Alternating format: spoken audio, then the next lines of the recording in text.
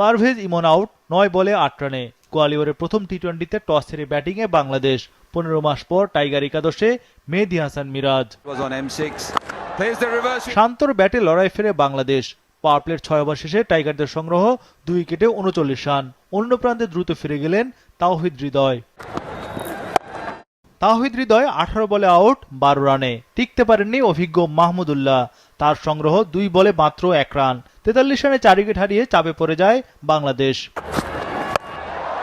শান্তর সঙ্গে জাকেরের ব্যাটে ভালো কিছুর সম্ভাবনা দেখে বাংলাদেশ। নবম ওভারে স্কোরবোর্ডে 50 রান তোলে টাইগাররা, কিন্তু হতাশ করেন জাকেরও।